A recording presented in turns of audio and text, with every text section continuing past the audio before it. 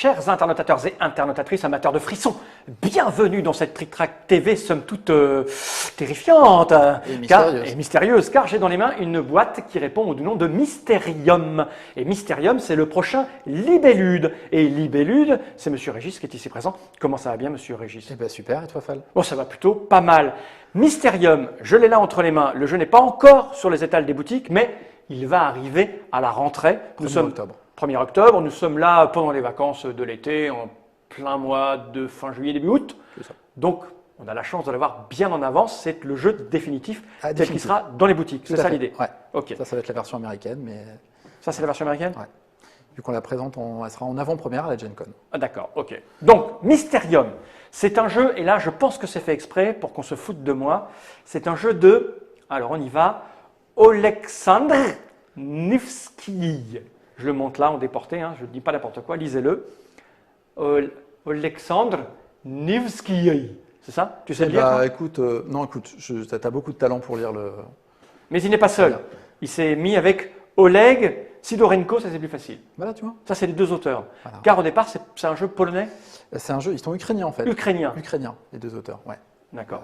La version de Portal, il y a une version de Portal qui est en Pologne, effectivement, mais les auteurs sont ukrainiens. Et donc, vous, chez Libellude, vous avez repris le jeu Ouais. et vous l'avez totalement refait au niveau design. Design aussi, au niveau des règles, on a fait donc des ajouts à la fois en termes de gameplay et d'univers. Ok, c'est ce qu'on va voir. C'est un jeu pour 2 à 7 joueurs, à partir de 10 ans, pour des parties de 42 minutes. Ouais. Ça, c'est précis, clair. Ceux qui voudront voir la référence la verront, sinon ça sera 42 minutes. C'est ça. Voilà. C'est le chiffre absolu et total de la vérité de la... Tous les jeux devraient durer 42 minutes. Voilà. Réponse universelle. C'est illustré par qui cette chose? Xavier Colette. Xavier Colette, mais oui, quel talent! Cette boîte extrêmement lourde, j'en ai pas besoin, car tu as tout déballé au centre de la table ou presque. On va quand même regarder deux choses, donc je vais la poser par devant moi ici, là, comme ça. On va quand même regarder la Games Rules, parce que c'est, tu l'as dit, la version anglaise. Donc, on va laisser un petit balayage sur tout le matériel. C'est magnifique ce nouveau studio avec ses... Hein, c'est joli, plein de caméras partout. Partout. Alors, la Games Rules, je vais mettre au milieu de la table. Voilà. Alors, elle est en anglais. Chez vous, elle sera en français, hein, pour ceux qui la regardent en français. Donc, du background, de l'histoire. Ça, vous j'aimais bien chez Libellude. Encore de background. Encore de background, avec de belles images. J'aime beaucoup cette personne. Je ne sais pas, mais j'aime beaucoup l'air sérieux qu'il peut avoir. Petit gros plan sur cette personne. C'est un speciality talisman. Hein, c'est ça. Voilà. Donc, et puis après, comment matériel mis en place. Voilà. C'est extrêmement bien et après, il y a 6 pages de règles. Expliqué, hein, clairement. On essaye, ouais. Voilà. Très aéré pour pas que les gens soient un peu effrayés. Voilà, ça c'est pour la règle. On n'en a pas besoin puisque tu es là pour nous l'expliquer. Donc, je vais la mettre par derrière moi comme ça. On va montrer quand même cette chose parce qu'il y a beaucoup de matériel, plein de petits objets avec des tout petits trucs là comme ça. Là. Ouais. Du coup, vous avez conçu un thermo. Un thermo où il y a tout qui loge, les cartes en plusieurs épaisseurs, les étuis ici, des petits... Voilà, donc une fois que le jeu sera acheté, le paravent qui se recale ici, parce qu'il y a un petit paravent là-bas, tout sera calé, tout bien, voilà. Donc pour transporter son jeu, ça sera top. Ça, j'en ai pas besoin, je peux la mettre par devers toi, ici, là, comme ça, là, c'est bien. Alors, j'ai envie de dire, maintenant qu'on a vu tout ce matériel splendide et fabuleux et magnifique, comment ça fonctionne-t-il donc, s'il te plaît, Régis? Eh ben déjà, je vais commencer par te dire que c'est un jeu coopératif. Oh, zut. Asymétrique, puisque un joueur va jouer le rôle du fantôme et les autres joueurs le rôle d'un médium. Voilà. Mais tout le monde gagne ou tout le monde perd, c'est le principe du coopératif. Juste avant de commencer à t'expliquer là, un petit pitch au niveau du background. Année 20, un riche lord anglais prend possession d'un manoir qu'il a hérité et en entrant dans le manoir, il se rend compte qu'il y a une présence étrange et tout, donc il enquête, il tombe sur des vieilles coupures de genoux et il voit qu'il y a eu une personne qui est décédée 30 ans auparavant. A priori, ça pourrait être un meurtre, même si on n'en est pas trop sûr. Bref, il décide la nuit de Samhain, la nuit d'Halloween, de convier ses confrères médiums à l'intérieur du manoir afin d'entrer en communication avec le fantôme et d'essayer d'élucider le mystère de... Ça voit comme ça. Voilà, c'est ça, ouais, voilà. Enfin, ça dépend, il y en a qui ont des boules de cristal, des cartes, des trucs, Donc ça, c'est pour le petit pitch. Après, comment ça marche? Donc, il y a un joueur qui joue le rôle du fantôme. Donc, le joueur qui joue le rôle du fantôme, il est muet. Donc, il ne pourra communiquer aux joueurs qu'à par l'intermédiaire de cartes. Ça s'appelle les cartes vision. Une espèce de rêve étrange, des pensées qu'il va envoyer au médium. Et les médiums vont, eux, devoir retrouver chacun donc un personnage, un lieu et un objet. En gros, ils vont reconstituer les événements qui sont passés il y a 30 ans, savoir qui était présent, où et quelle aurait pu être potentiellement l'arme du crime. Donc au début, donc là c'est du gameplay pur, les joueurs vont devoir retrouver, ils commencent tous donc ici, Ok. sur la piste de progression, donc personnage, ils vont tous devoir retrouver un personnage. Comment on retrouve un personnage? Le fantôme, tour à tour, va leur donner, il a donc cette carte vision en main. Donc là, admettons, je suis le fantôme, il va regarder ces cartes et il va en donner de 1 à 7 à un joueur, et ces cartes-là devront lui évoquer un des personnages. Mettons, je te donne, tu as un personnage, je te donne cette carte-là, on va la mettre sur la petite carte déportée. Alors, elle n'est pas dans le bon sens de ce que j'avais réglé tout ça, parce qu'il y a des cartes dans un sens et des cartes dans l'autre. Donc là, j'ai ma télécommande magique qui me permet de zoomer un petit peu en arrière pour que les gens puissent voir un petit peu aller là. Voilà, là, je l'ai. Donc ça, c'est une carte. C'est un peu comme dans Dixit, plus ou moins, c'est ça. Sauf qu'on ne communique pas par des phrases ou des mots, on communique par des images. C'est une image qui va évoquer notre image. Donc tu me donnes ça. Voilà, et toi, vu que c'est un coopératif avec tes confrères médiums, vous allez discuter sur quel personnage ça peut vous évoquer. Par exemple, on va dire, là, il y a une mine, ça peut être, là, on voit qu'il y a un militaire. Alors, c'est à l'envers, donc on ne l'a pas mis dans le bon sens pour la caméra. Voilà. Donc ça, c'est les personnages. Tu as fait une disposition qui est magnifique pour quand on joue, pour l'explication. Voilà. Donc par rapport à cette image-là que tu m'as donnée, il va falloir que tous ensemble autour de la table, on peut discuter entre joueurs. Sauf le fantôme, bien sûr. Sauf le fantôme. Essayer de savoir pourquoi tu m'as donné ça par rapport à ça. Donc tu me dis, lui, c'est un militaire, donc il y a des mines, c'est pas faux. C'est pas faux. D'ailleurs, oui, enfin, t'en sais rien en fait. Voilà, j'ai mis ça, j'en ai d'accord, pris au pif, comme ça. Donc si tu penses être effectivement le militaire, si tu es le joueur bleu, tu prends ton pion intuition que tu mets sur le personnage bleu. On va procéder ainsi de suite jusqu'à ce que chacun ait sélectionné un personnage. Là, c'est comme si on jouait à 4, mais il y a 3 joueurs qui la devinent et un qui et un qui joue le fantôme. Et en plus de ça, donc une fois que tout le monde a mis son petit jeton intuition, j'ai oublié de dire, on lance le sablier. Il y a 2 minutes avant que ça soit terminé, le choix. Et là, il y a des petits jetons, donc là, on peut te les mettre ici, des petits jetons qu'on appelle les jetons de clairvoyance.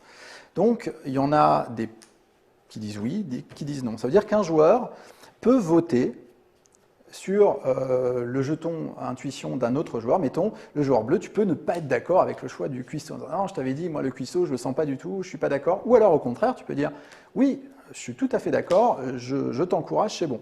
À quoi ça sert? Ça sert à gagner des points de clairvoyance. Les points de clairvoyance se comptent sur la piste. Ça, là. Ici, voilà. On est à 0. Donc, à la fin du jeu, en gros, si tu as entre 0 et 4 points de clairvoyance, tu auras un indice pour l'étape finale, j'y reviendrai plus tard. De 5 à 6, tu auras 2 indices, et 7 ou plus, tu auras 3 indices. Okay. Je reviendrai à cette étape finale. Ces jetons se récupèrent à la 4e heure de jeu, au début de la 4e heure, et j'en profite pour préciser que le jeu se finit en 7 heures. C'est-à-dire si en 7 heures, les joueurs n'ont pas retrouvé leur combinaison d'un personnage, d'un lieu et d'un objet, ben c'est fini. On n'atteint même pas la phase finale. Ça, c'est pour monter les tours, en fait. Voilà, c'est ça. Okay. C'est les heures de jeu. Bouge. Donc après, le fantôme va révéler si l'intuition des joueurs était bonne ou pas. Donc là, si je te dis bleu, effectivement, c'est ça. Donc on compte les points de clairvoyance s'il y a besoin. Toi, tu passes à l'étape suivante. Ça veut dire que le prochain tour, le fantôme va te faire deviner un lieu. Par contre, le rouge, il était planté. C'était effectivement pas le cuistot. Il revient ici, il garde ses cartes vision qu'il avait devant lui. Et le prochain tour, le fantôme en rajoutera pour toujours essayer de lui faire deviner le même personnage. D'accord, donc il sait déjà que ce ne sera pas celle-là, donc il aura des indices supplémentaires, voilà. Sachant que le mec qui joue le fantôme, lui, il est limité par les cartes qu'il a en main. C'est ça. Donc il doit s'adapter. Il en a toujours 7. Sachant que si à un moment donné de la partie, là, on va jouer en mode intermédiaire, il a des petits corbeaux. Voilà, attends, on va les montrer. Les corbeaux, ce sont des petits jetons. C'est ça. Voilà. Corbeau, tout simplement, ça sert à refaire sa main. Ça veut dire, admettons que le fantôme a vraiment plus de cartes qu'il juge utile pour faire deviner au joueur la carte désirée, il peut défausser toute ou partie de cette carte et en repiocher 7. Et j'en viens aussi tout de suite à l'élément, un des éléments centraux du jeu, c'est justement l'élément du fantôme. Non, c'est pas ça, c'est le paravent. Oui, parce que là, j'étais en train de me demander, mais comment le fantôme, il sait que c'est ça ou ça, il décide tout seul ou pas? Non, il y a ça. Voilà, c'est grâce à ça. Alors, il a un écran comme dans les jeux de rôle.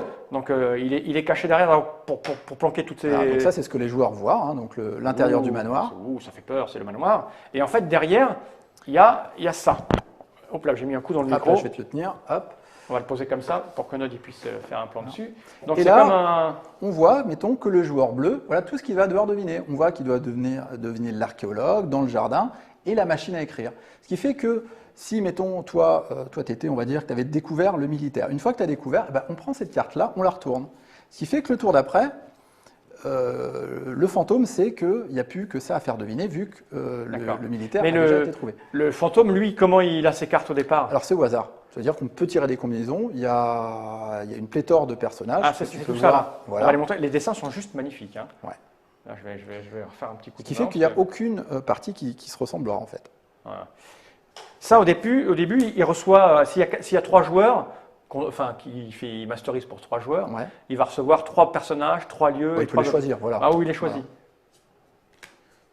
Voilà. Ça, c'est pour les personnages qui... Les dessins sont juste Et magnifiques. si tu te retournes une, mettons, tu vas pouvoir voir qu'il y a un petit numéro qui sont aussi présentes sur les cartes ici. Tu vois, ça, c'est les cartes du fantôme. Comme ça, en installation de partie, c'est super simple. La 7 correspond à la 7. Hop là, il n'y a pas besoin de regarder c'est la l'image. 11. Oui, voilà. Donc là, ça ne correspond pas, mais parce que je ne l'avais pas sous la main. Je vais mais montrer d'autres images, parce que moi, je dis qu'il faut les regarder. Ça, c'est les lieux. ça, c'est les lieux. Après, Ouais. les personnages, on a des lieux. Et donc, c'est des lieux assez chargés, Voilà. ou des personnages avec plein de trucs autour, pour que, justement, on puisse faire un lien entre les fait. cartes qu'on a reçues en début de partie. Et je crois que quand on fera la petite partie tout à l'heure, les gens comprendront vite comment ça Oh, fonctionne. c'est bête comme chou, hein. Oui, c'est extrêmement simple. Voilà.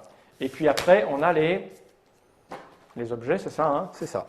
qui sont là, qui sont plus petits. Voilà. Il y a un travail graphique assez hallucinant. Voilà, on retourne à la règle. Donc, il a reçu ces éléments, il les a mis là-dedans, ce qu'il a choisi pour les joueurs, ce qu'il allait faire La deviner. combinaison, voilà. Voilà. Et donc après, il n'a plus qu'à faire deviner.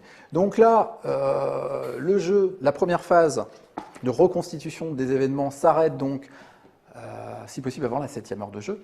Ouais. Et après, on va passer à l'étape de résolution finale.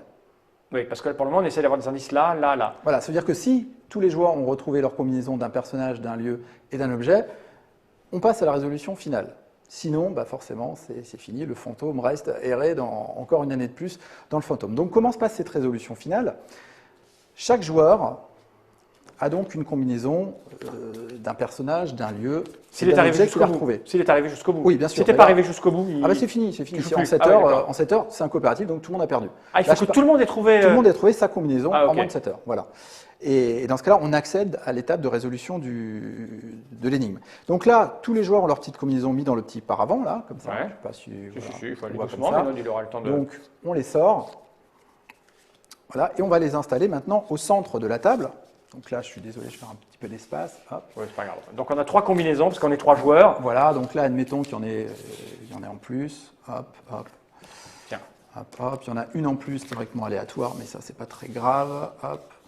On va le faire qu'avec 3 ici. Hop, et hop. Et donc maintenant, le fantôme, donc là c'est une phase un petit peu différente vu que c'est une phase totalement muette, ça veut dire plus personne ne communique, ni les fantômes ni les médiums. Comment ça se passe? Le fantôme a toujours ses 7 cartes en main, et il va devoir sélectionner 3 cartes qui vont faire référence à un seul groupe, un seul des 3 groupes, sachant qu'une des cartes devra faire référence au personnage, l'autre au lieu, et la dernière à l'objet.